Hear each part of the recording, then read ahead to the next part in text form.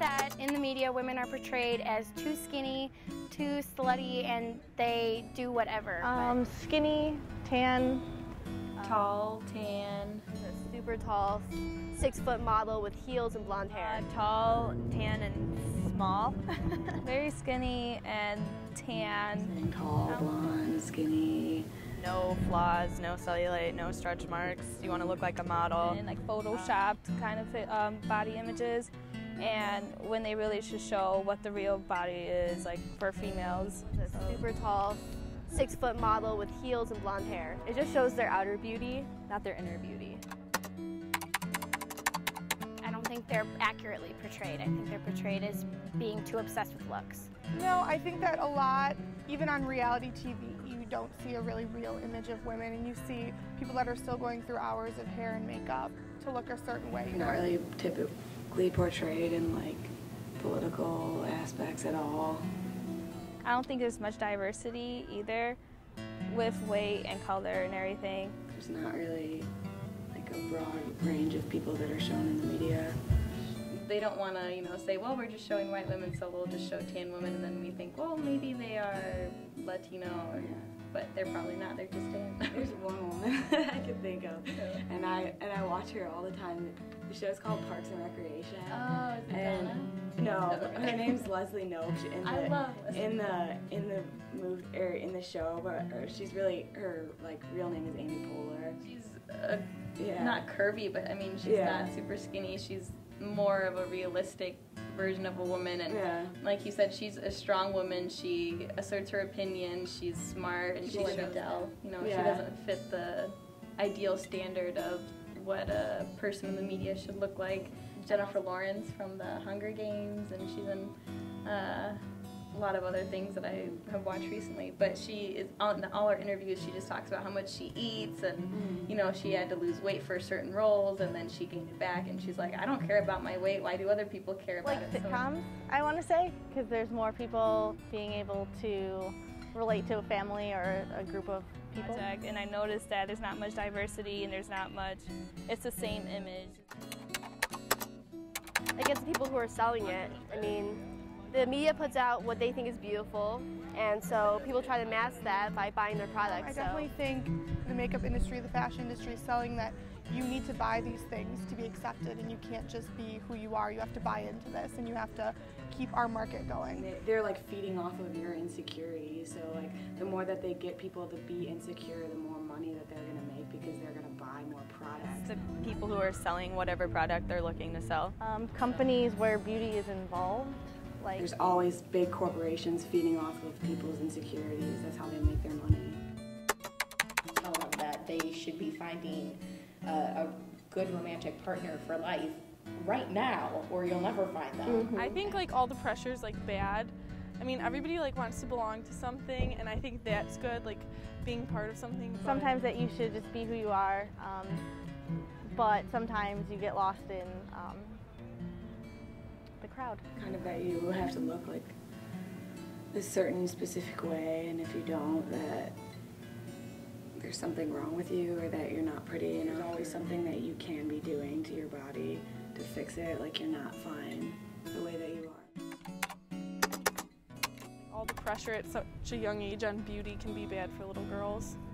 Ours has a really negative effect on young girls because it shows from a young age that you have to look perfect, and if you don't look a certain way, you need to make yourself look that way as opposed to just accepting yourself the way you are. I think it sets up unrealistic expectations for a lot of people, a lot of young girls seeing them and being easily influenced by them. Kids that age should just be playing and having fun. It minimizes children in the worst sense. It makes them be these little stage puppets that their moms are controlling, and they wear all this makeup, and they're 3 years old. Their bodies obviously aren't developed, and yet they're spray tanning, and they're hairspraying their hair, and they're telling them to shake their booty, and it's not just about body image, it goes into sexual health and stuff like that, and I just don't think that's appropriate for that age. It's always what I've gotten out of beauty pageants is it's really mostly about how you look, and when you teach someone at 3 years old that you know, they're in this pageant for the way that they look, like how are they ever going to know that they're anything more than like what they look like? It's like Miss America, you know, it's more of a scholarship program. That's how they always promote it. It's the scholarship aspect of it. But, you know, those are 20-year-old women. They understand the media, they understand body image, stuff like that. Most of them do, I would think. But when they're 3 and 4 years old, they don't get that. All they think is, I need to be pretty and the judges need to like me. I don't even like pageants for adults. I mean, it gives young girls a negative attitude about how to grow up. Kids should be kids and they shouldn't be worrying about being in beauty pageants and self-image. They're only like, what, 5? If a little girl watches it and she thinks that's okay, I think it's a parent's job to tell her or him that that's not okay. The problem is we're setting up unrealistic expectations for women and for people to attain, and then we're telling them when they fall short that they need to do something to change that. Well, they put an unrealistic standard of beauty.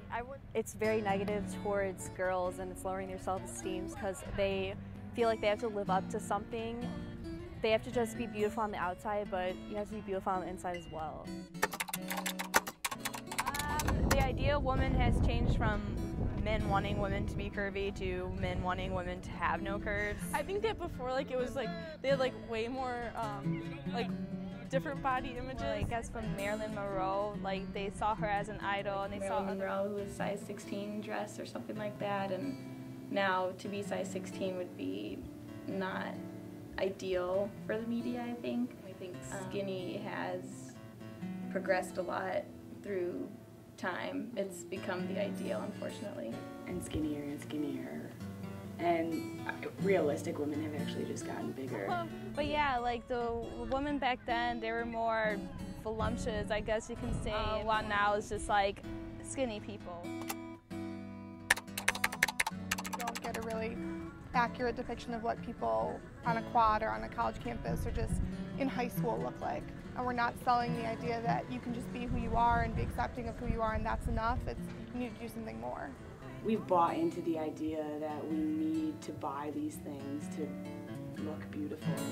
Like I've never met one person that like hasn't bought something to like affect their image in a positive way. That any decision that you ever make, think about it. Who are you doing it for? Who are you doing it for? There's more ways to be beautiful and there's more ways to express yourself as an individual. I think we need to change it. And we need to change what people think is beautiful. Because a lot of girls, including myself sometimes, have problems with issues with self-esteem. It takes time to go to the tanning salon. It takes time to get your hair done. It takes time to do all your makeup. You could be doing so much other things as opposed to just worrying about how you look. I want to see more of a solid sisterhood with one another. When it's best just to move on and establish your own self-identity. I think people should just appreciate who they are, no matter what their body type is. A lot of women think like they have to be done up all the time, and that's not true. I get from the media that beauty is a very specific little concept, but I think in real life it's a huge broad thing that everybody's beautiful. They always put like some skinny, tall model up there, and you're like, I don't look like that. It's too much work. And then people always feel bad about themselves because they never look like that, and then they don't realize they're beautiful.